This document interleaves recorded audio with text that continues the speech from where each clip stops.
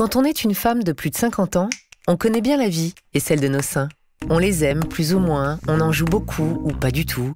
On les porte fièrement ou pudiquement. On fait bien ce qu'on veut avec nos seins, ils sont à nous. Mais ils sont comme nous, nos seins, ils évoluent. Alors quand on est une femme, qu'on a entre 50 et 74 ans, on reçoit une invitation à faire le dépistage du cancer du sein. Et souvent, on a des questions. Le dépistage, à quoi ça sert?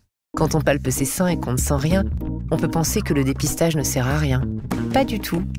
La radiographie des seins, ou mammographie, permet de dépister des cancers précoces de petite taille avant l'apparition de symptômes. Et qui dit précoce, dit traitement moins lourd, moins long et plus efficace. La mammographie, mal ou pas mal? C'est vrai, avoir les seins comprimés entre deux plaques, c'est pas le moment qu'on préfère. Heureusement, quelques secondes, et on respire. Le résultat, tout de suite ou plus tard?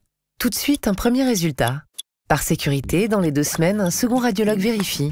Et dans 9 cas sur 10, on est rassuré. Le dépistage, risque zéro ou pas?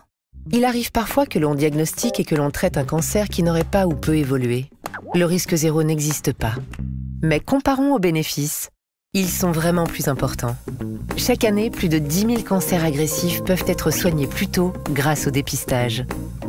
Alors j'y vais ou j'y vais pas?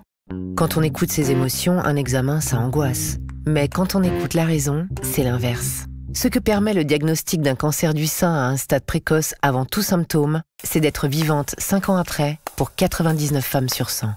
Dernière question, et si on a d'autres questions, on peut consulter son médecin et le site e-cancer.fr. Pensez à partager cette vidéo avec vos sœurs, vos mères, vos belles-mères, vos amis, vos ennemis, vos femmes et toutes celles que vous aimez.